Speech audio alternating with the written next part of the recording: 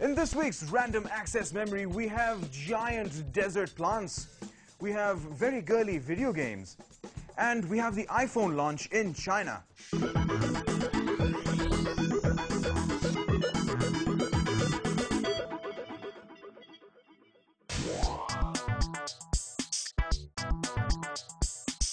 If coffee or energy drinks don't do it for you, now there's another option. It's powder. iTechie tubes are colorful packs of candy-like stimulating powder. They hold a massive 100 milligrams of caffeine, and each tube is filled with 100% non-natural caffeine powder that comes in lemon lime and blue raspberry. Another excuse to waste our hard-earned rupees. Instead of the tiny, spiky leaves found on most desert plants, the rare desert rhubarb boasts lush green leaves up to a meter wide. Now scientists from the University of Haifa Oranim in Israel have discovered that ridges in the plant's giant leaves actually collect water and channel it down to the plant's root system, harvesting up to 16 times more water than any other plant in the region. It is the first example of a self-irrigating plant. Top Model, My Perfect Prom, and Princess in Love are a new breed of video games for Hannah Montana-inspired tweens to be better socially equipped in the world of high school popularity. At least they won't make little girls violent and antisocial. The fashion world has caught on the technology bandwagon. Calvin Klein's latest sunglasses combine high fashion with high tech. The ear rests detach to reveal 4 MB of memory storage, much like a USB. Too bad the glasses don't store a video of all that you saw last weekend. The latest trend amongst runners is to ditch the trainers and go au naturel. That's right, barefoot. According to scientists, it is less contrived than wearing shoes and causes fewer injuries. Footwear manufacturers are realizing this, and as a result we have the Nike Free, the Newton all-weather trainer, and the glove-like Vibram 5 Fingers.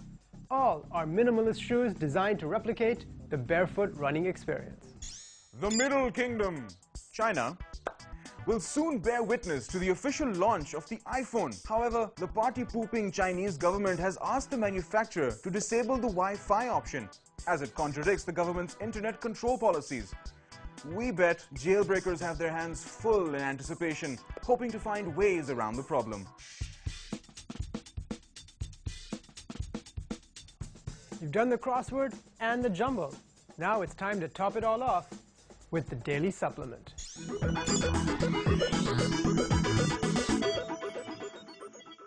Apple, it seems, is focusing heavily on its competitors and their chessboard-like moves to retain and maintain its market share in the smartphone and other products market. The Palm Pre, which was popular amongst techies, had a superb feature built into it. The programmers had built into the Pre a capability that allowed it to sync with the iTunes, so users could take their iPod music anywhere with them.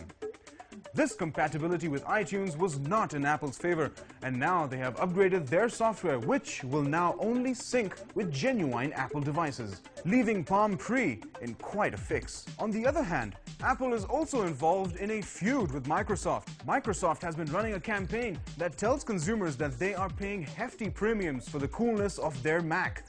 While Apple has lowered prices recently, this advertising campaign is sure to hurt their already tiny 7.6% of the market. Microsoft highlights that for a reasonable price, one can get a feature-loaded PC with much better specs than a comparable Mac. Despite requests from Apple to stop the advertisements after their recent price cuts, Microsoft is pushing ahead. Microsoft has even decided to open retail stores next to Apple outlets to further erode their market share. Users of the Amazon Kindle book reader awoke one morning to find that their ebook reader was lacking some titles. Of utter irony is the fact that Orwell's 1984 and Animal Farm were amongst the titles missing from the Kindle. Other fine literary masterpieces, such as Ayn Rand's Fountainhead, Atlas Shrugged, and some Harry Potter titles, were also found missing.